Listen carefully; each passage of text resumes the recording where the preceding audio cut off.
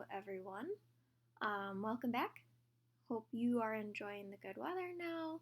And thank you so much for being patient with me getting these videos uploaded. We've had some issues at our apartment with me getting booted off of the Wi Fi, so I've had a hard time getting things up and going for this week. But we're here now, we're ready to learn. So let's get to it. This week, we are taking a look at the time period between the end of World War I and the start of World War II. We always, as historians, like to focus on the big moments, right? The World War I moments, outbreak of war, militarization.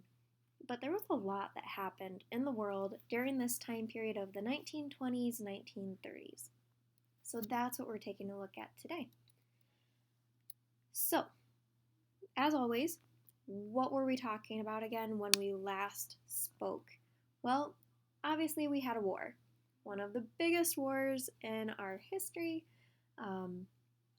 This is where the Allied and Central Powers engaged on the Western Front, so Western Europe, Eastern Europe, and on the colonial fronts. So any European nation that had a colony somewhere else in the world, there was most likely fighting happening in these regions too. We also saw new technology come out of the war. We have now machine guns, different types of weaponry, more understanding of science and chemicals as we get into the mustard gas. And we also learn a lot about the human body, right? There's a lot of chances now for people to study anatomy, since there's unfortunately a lot more dead bodies around. So we also saw more civilians died than soldiers, and a lot of towns were destroyed coming out of World War I. At the end, we have the Paris Peace Conference, where we see the Treaty of Versailles. And the big things, if you remember nothing else coming out of the Treaty of Versailles, we know now that Germany had to take all of the blame for World War I.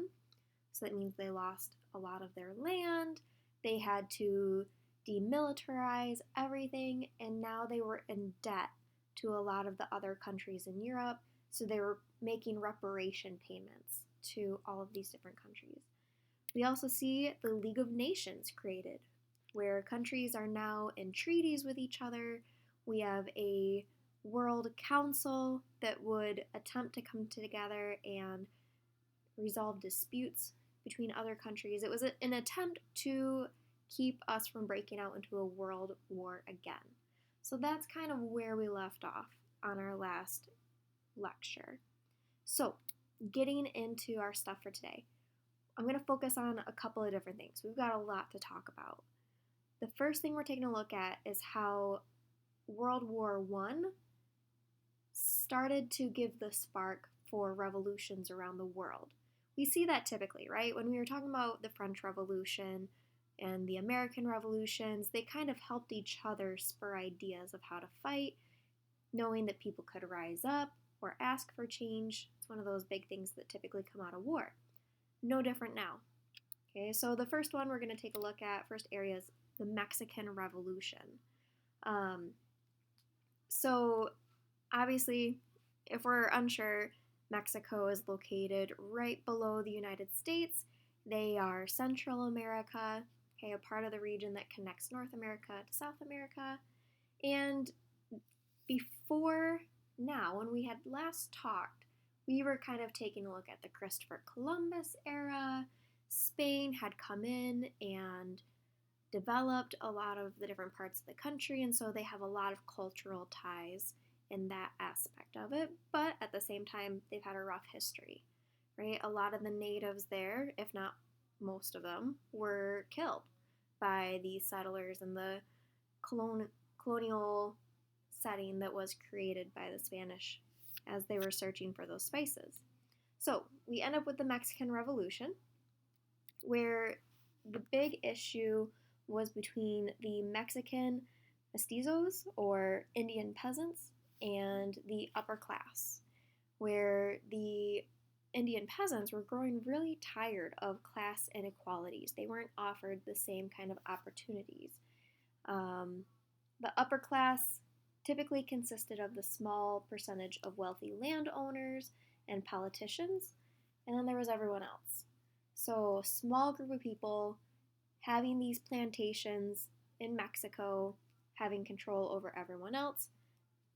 Okay, and the Indian peasants that we have here, the mestizos, they are the peasants that are working on these plantations or in factories or mining in the cities. And so they were calling for free elections and democracy.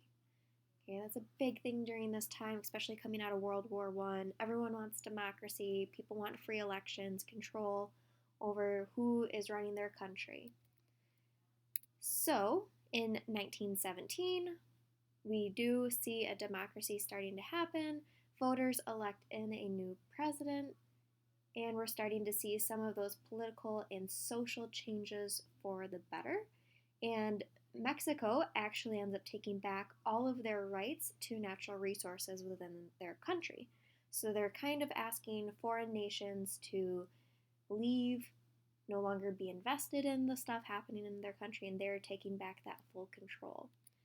And actually, the United States ends up pledging what's called the Good Neighbor Policy, where the United States made an agreement with Mexico that they are going to lessen their interference with what's going on in Latin America. So we're starting to take a step back away from that big brother mentality that had kind of been built up in the early 1900s here.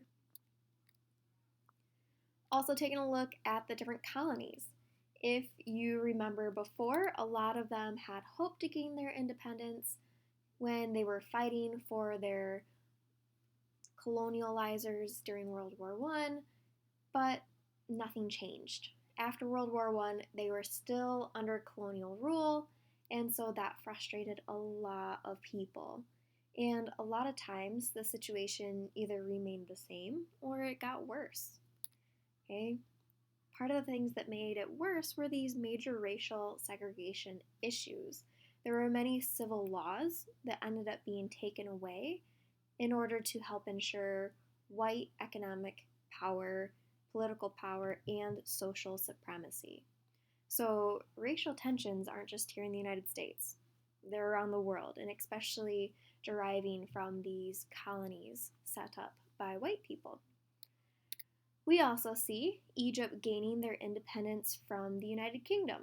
Okay, so again, we're seeing these colonies or previously held lands from foreign powers. We're seeing these people ask for independence. They are asking foreign nations to leave their lands. They want to take over that sole responsibility of their country.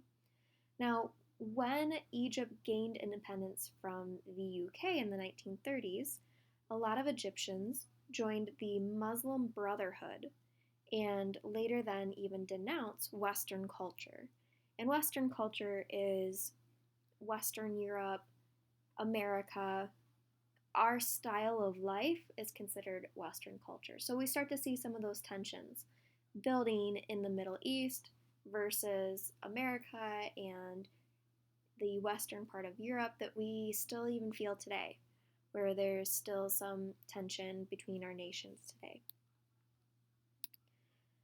Okay, we see Mohandas Gandhi lead nonviolent protests. We talked about him a little bit previously when looking at colonies that were going on during this time from imperialism.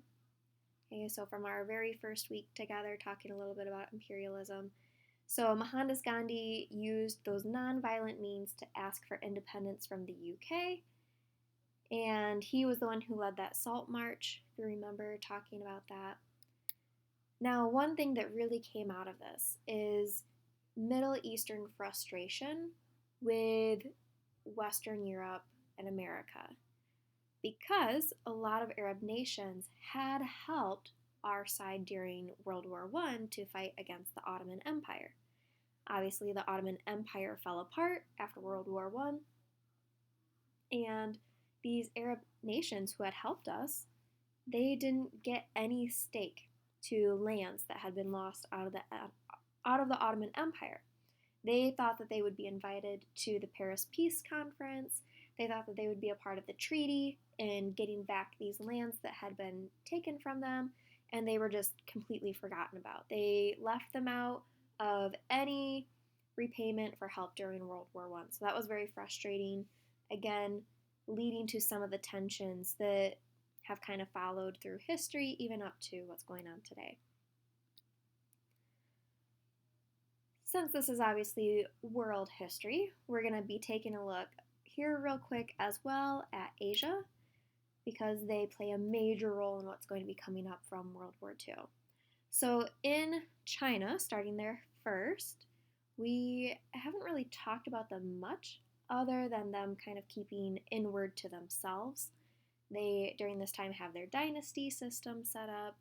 They have that Confucius system of thinking where we're going to focus inward first before we go outward, and they kind of closed off interactions with the rest of the countries in the world.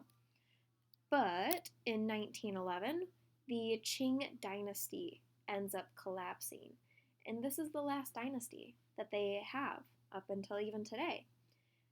And this left China in a weird in-between period of upheaval and foreign powers starting to increase their influence in China.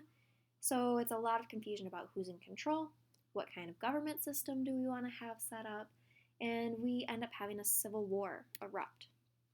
Okay, so the civil war ends up erupting between Kuomintang and the Communist Party. Now, something I want to mention, that the Communist Party leader is Mao Zedong. And we will not, unfortunately, get to this point in history because of our situation we've got going on now. But if you want to learn more about Chinese history, highly recommend looking up Mao Zedong. He ends up being the leader after World War II for China. He leads these really weird and radical government movements. It's called the self-strengthening movement, all of these things, and so highly recommend looking into him. So while China is going through this weird period of civil war, upheaval, Japan invades part of their territory up in the northern region, and it forces the two sides of the Chinese Civil War to come together to combine their resources and fight off Japan. Okay, so one of the things that Japan does during this is, I hate saying it, but it's the raping of Nanjing. Yeah, where Japan came into the city of Nanjing in China and just completely pillaged the town. They killed anyone that they came across who didn't agree with them, and it was just a very brutal tactic that later helped feed China's anger against Japan. On the other side, obviously we have Japan. How did they get to that point of having such strength to invade China? Well, after World War I, they were in a really good place. They had been creating all of the resources for the different sides in World War I, so they were manufacturing and then selling weapons to the Allies, and as a result, it really helped their economy boost. So their country was having these great periods of industrial development. We've got major cities popping up now during this time, and Japan becomes a superpower during this time. They also get a chance to take over lands previously held by Germany, and they're also expanding into Korea. Now, during this time, it was just Korea. There wasn't a north and a south. That civil war in Korea doesn't happen until 30, 40 years down the road. So Japan is starting to expand onto the mainland outside of their island. They're getting all of these different possessions over Eastern Asia. Okay. There were cultural divides in Japan. They weren't just all single-minded in their path for what their goals were. There was a big cultural divide between ages, specifically, where typically younger Japanese civilians did like Western culture, and older Japanese citizens wanted to denounce Western culture. They did not approve of it. So there's this weird mixture of age divide happening in Japan during this time. Okay, and we also have the Manchurian Incident.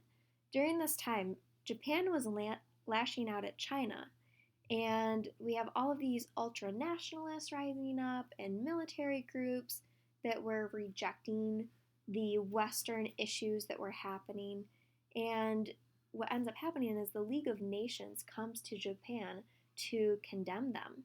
And they wanted Japan to pay reparation fees, to give up some of their power. And the League of Nations really had no power to ask for this. So Japan just leaves. They leave membership, no longer a part of this mutual agreement. So we're starting to see some of that shaky fallout from the treaties that came out of World War I. Yep. So there again, Japan attacks China. We have our League of Nations wanting to condemn their actions, and Japan just leaves. Okay, so they don't break up their power, and they just leave from the group that was there to help them figure out these different disputes. And during their time of invading China, like we talked about, the northern region of China, World War II ends up breaking out. Japan does end up joining the Axis powers, and they're later going to play a role into the United States getting into World War II from the bombing of Pearl Harbor. Okay, but that's kind of how these countries get to the point of getting us to where World War II would be starting. So we're going to take a look now at some of those Western culture countries, where we're going to take a look at it through a political view and economic view, because there's a lot that happens during this time. So we're going to start politically, of what kind of social changes, civil rights changes are occurring during this time. First one is our prohibition movement, where alcohol is declared illegal in all of the United States. Okay, so some of the things that come out of that are distilleries popping up, mobs, mafias. Okay, so just illegal sales. The goal of it was to have women bring back more power into the household. We also get our or our suffrage movement. Sorry. That should be suffrage movement, where women are now getting the right to vote. Okay, so that was a big movement during this time period. Women were protesting in front of the White House, asking the president to make these changes after they had now been seen in the workforce, that they could be seen outside of the home. So that was a big change. We have the Red Scare, where we have this idea that communists and communist-style governments are really bad and that they will break down democracy. And so a lot of government officials start to wonder if their peers are communists. And we're seeing this time where the government fears of radicals coming up into the country. And because of this idea, we end up limiting the amount of immigrants allowed into our country for a period to try to keep those ideas of communism out. Okay, we also have the New Deal during this time, where we move to a more socialist style government, where FDR's laws are able to help end the Great Depression. We're going to talk about that here in a minute, but basically FDR set up these government intervention systems to help get people back into work. We see Social Security evolve and become a system that is still even in place today, but it's a way to help get money back into the economy during this time period. So, couple of pictures here to help you guys kind of understand what was going on during this time period. We've got our women here asking for dry counties, dry cities, where they want to outlaw, again, that alcohol. Businesses had to put up signs that they were no longer selling alcohol, and government officials, police, would dump out alcohol if they found it. Okay, here we have the women's suffrage movement, where we get the right to vote. Okay, so again, large parades were happening. You see typically that big banner or sash that women would wear across their chest, asking for that change. You guys will talk much more about these two big issues in your American history class next year. So I don't spend too much time on it. All right, switching over to economic.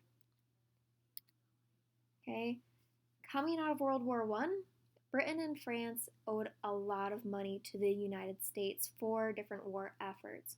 So, again, machinery that we loaned, men, their time put in, right? So, we have the draft.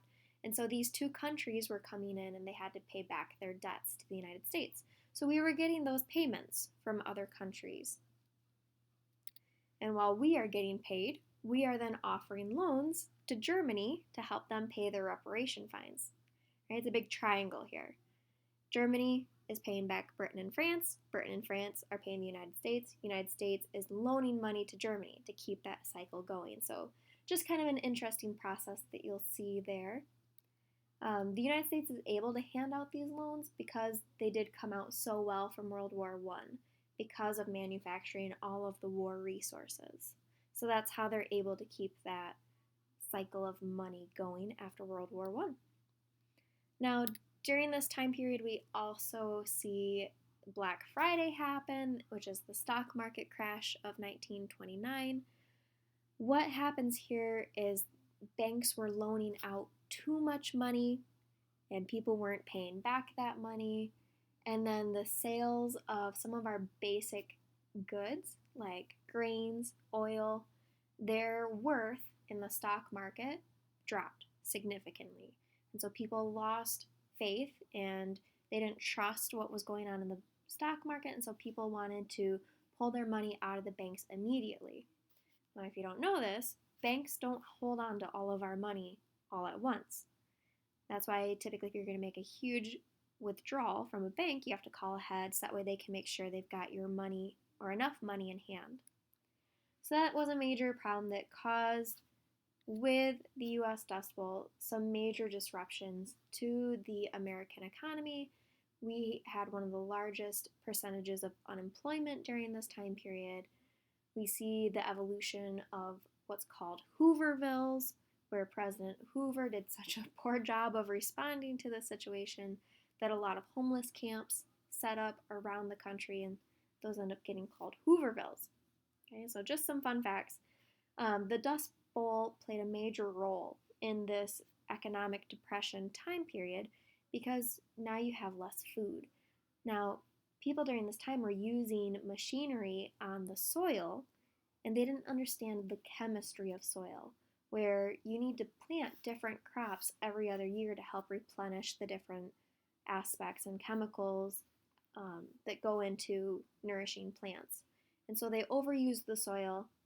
The topsoil was ruined, you couldn't grow anymore, and we had a hard time, just overall here in America. Okay, so here's what we've got here with our stock market crash as well as our Dust Bowl. So you've got our headline here, Wall Street in panic as stocks crash. We have the woman here with her two kids. It's a really famous picture that was taken during this time.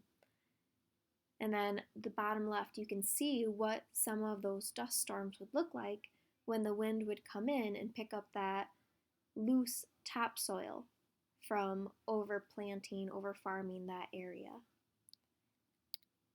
Okay, so we're going to focus now. We're going to change topics. I know we're changing topics quite a bit, but there's a lot happening. I wanted to show you guys the three major dictator-like powers that come up in Eastern Europe during this time. And again, this is going to lead us down the path into getting to World War II. So, focusing first, we're going to take a look at Mussolini coming to power in Italy. What happened during this time period after World War I is that civilians felt like their previous leader had made the country look really weak. He made Italy look shameful. And so the leader ends up asking Mussolini to come to power. He asks Mussolini, hey, will you come in as the prime minister, restructure our government systems? And so that's what Mussolini did. He, during his power, ends up organizing this group called the Black Shirts. Now, the Black Shirts are made up of this group of Italian nationalists. And they would go around and break up any socialist rallies, they would smash any leftist press buildings, and they would attack farmers' cooperatives where farmers could freely trade there grows with each other. One of the ideas that Mussolini had as a leader was that you should put the interest of the state above the interest of the individual. So, that's a quality that we're going to take a look at through these different leaders, is the idea that the state should be above individuals. Okay, so this goes into this idea of someone being a fascist, right? You hear that word a lot thrown around right now. What does it truly mean in a historical sense for someone to be a fascist? Well, they're typically coming from an authoritarian style of government, non-communist. So that's where the leader in control is making all of the decisions. Okay, again, we have that state over the individual, and typically a fascist style government is going to be destructive to human rights, and they're typically going to glorify violence, blind loyalty to the government. Okay, so those are all of those factors that go into what a fascist style government looks like, which is what Mussolini kind of created when he came to power in Italy. So this is Mussolini here, to give you an idea of what this leader looked like.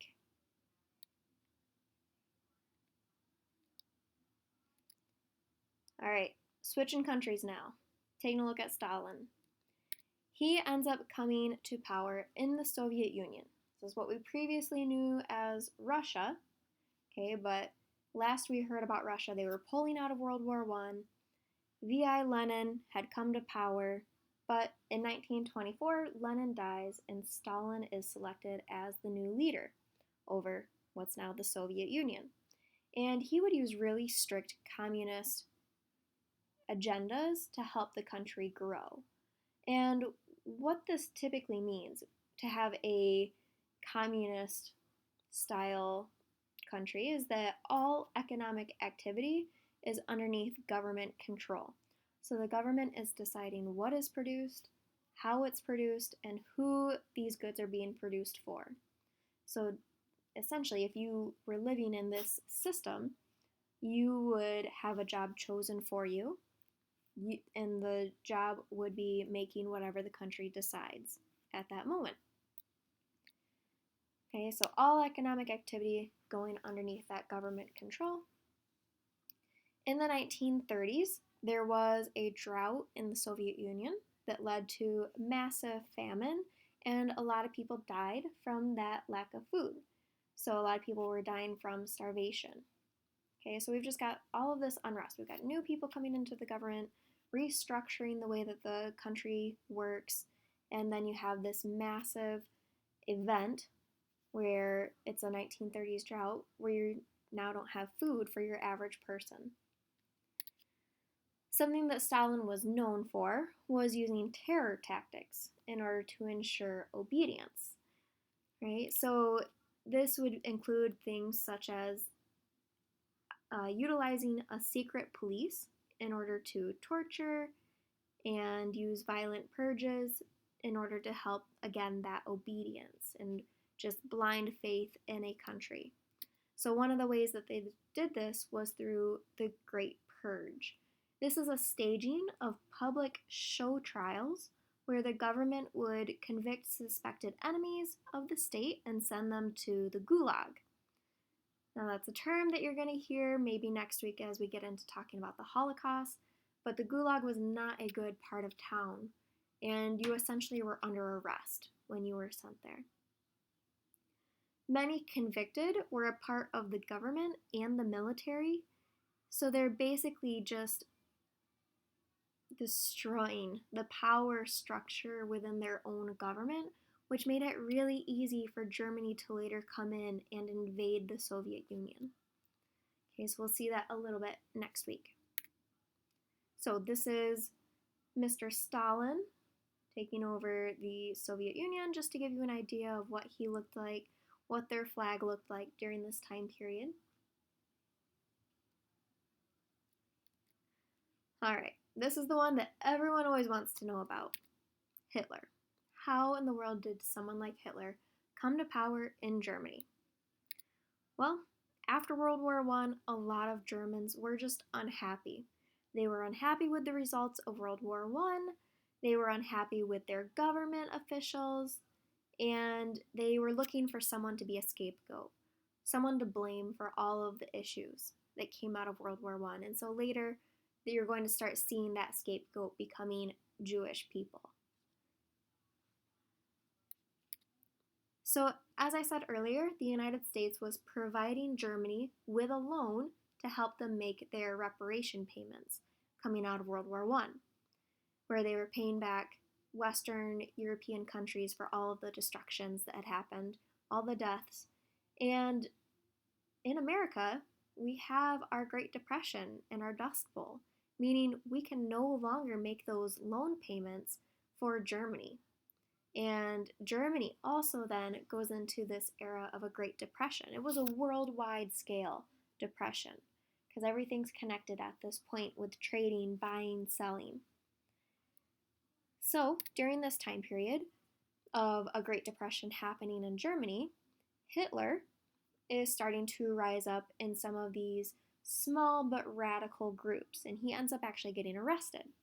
During his time in prison, he writes his memoir, Mein Kampf, where he writes down all of his obsessions about extreme nationalism, racism, anti-Semitism, and the Aryan race, how that would be perfect world for him. Again, you're going to see some of those racist ideas play a role later once he becomes in charge.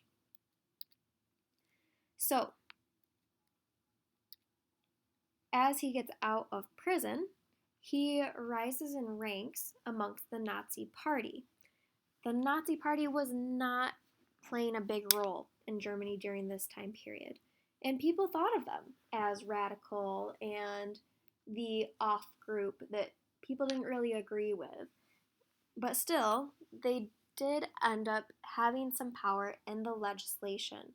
Slowly, they were gaining seats in legislation, and they became a small but powerful political group that was helping come up with laws for the country. Now, Hitler ends up becoming appointed as chancellor over Germany because, again, the Nazi Party does end up rising up quickly through the legislative part of Germany's government. The legislative building ends up having a fire in their building, and it was seen as a terrorist action.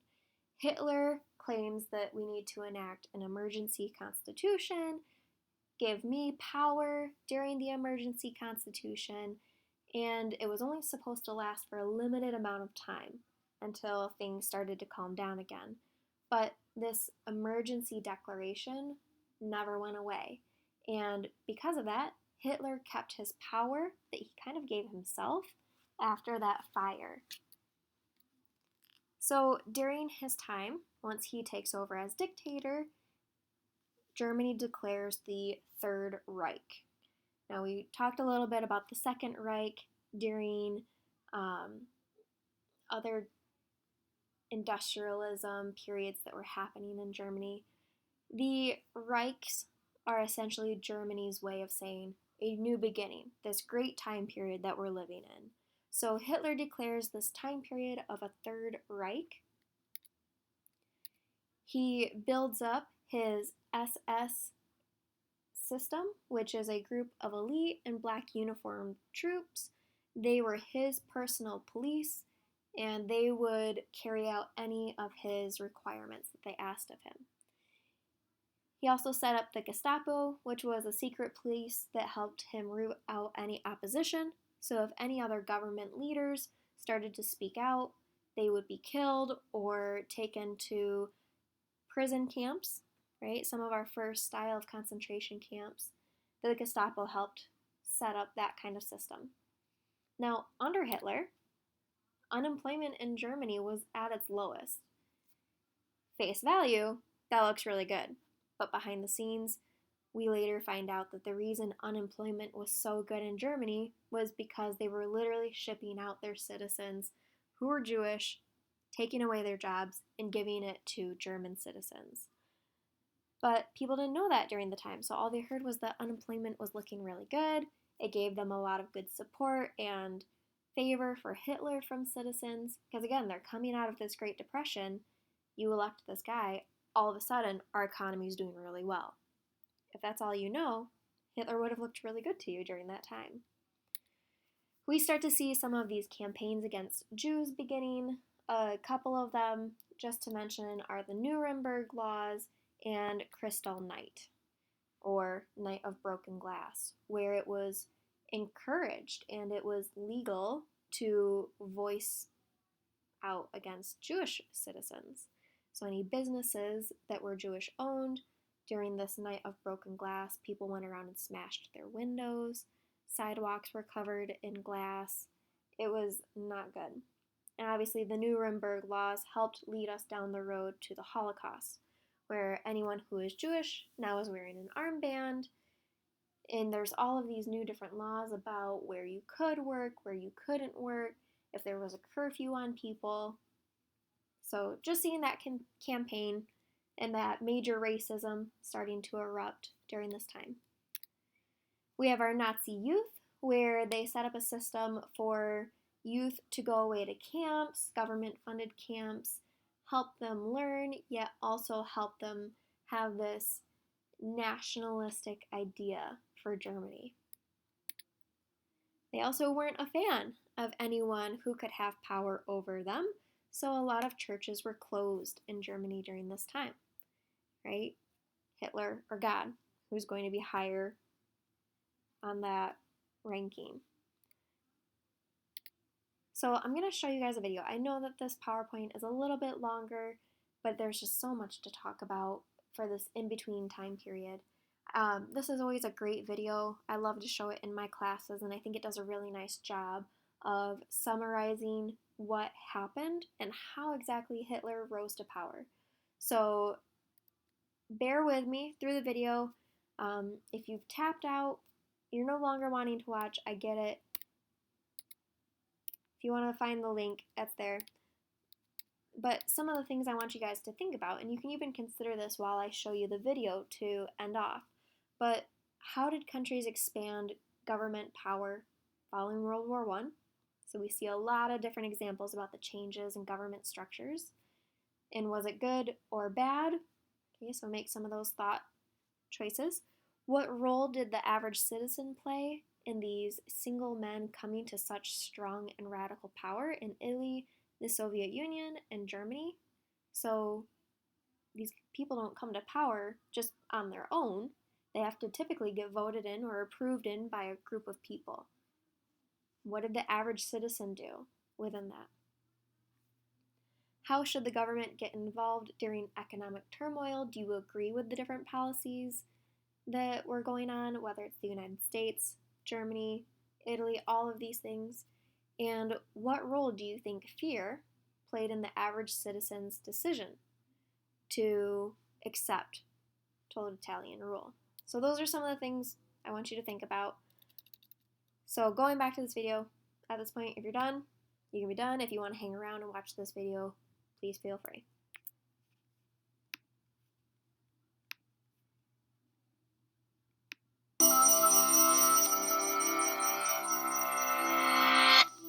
How did Adolf Hitler, a tyrant who orchestrated one of the largest genocides in human history, rise to power in a democratic country?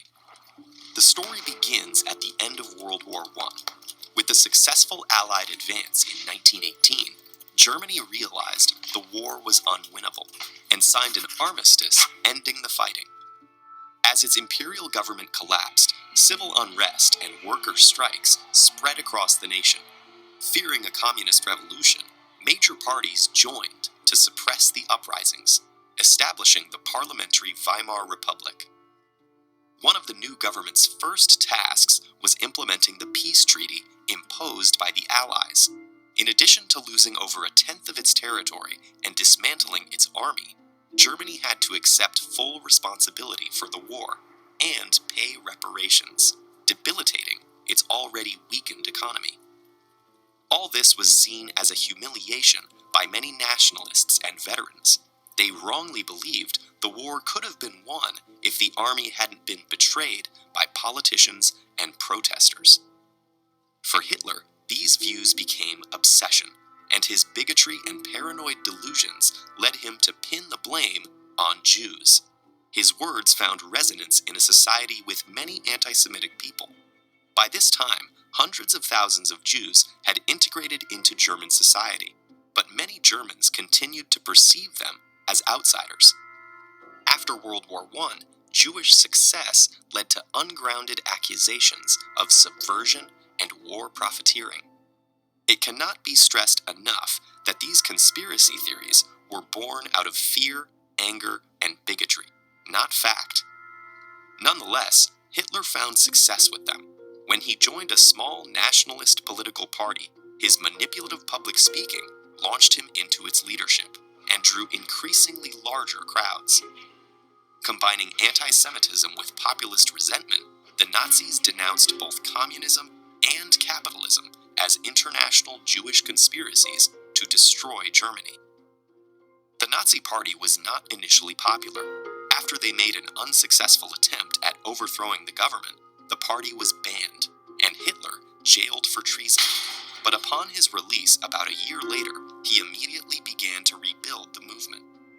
And then, in 1929, the Great Depression happened.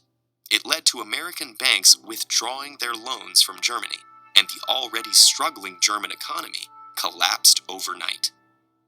Hitler took advantage of the people's anger, offering them convenient scapegoats and a promise to restore Germany's former greatness.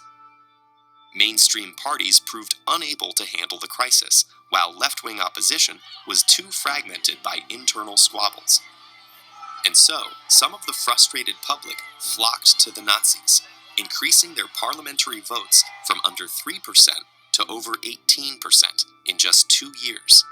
In 1932, Hitler ran for president, losing the election to decorated war hero General von Hindenburg. But with 36% of the vote, Hitler had demonstrated the extent of his support. The following year, advisors and business leaders convinced Hindenburg to appoint Hitler as chancellor, hoping to channel his popularity for their own goals. Though the chancellor was only the administrative head of parliament, Hitler steadily expanded the power of his position. While his supporters formed paramilitary groups and fought protesters in the streets, Hitler raised fears of a communist uprising and argued that only he could restore law and order. Then, in 1933, a young worker was convicted of setting fire to the Parliament building. Hitler used the event to convince the government to grant him emergency powers. Within a matter of months, freedom of the press was abolished, other parties were disbanded, and anti-Jewish laws were passed. Many of Hitler's early radical supporters were arrested and executed, along with potential rivals. And when President Hindenburg died in August 1934, it was clear there would be no new election. Disturbingly, many of Hitler's early measures didn't require mass repression. His speeches exploited people's fear and ire to drive their support behind him and the Nazi Party. Meanwhile, businessmen and intellectuals wanting to be on the right side of public opinion endorsed Hitler. They assured themselves and each other that his more extreme rhetoric was only for show. Decades later, Hitler's rise remains a warning of how fragile democratic institutions can be in the face of angry crowds and a leader willing to feed their anger and exploit their fears.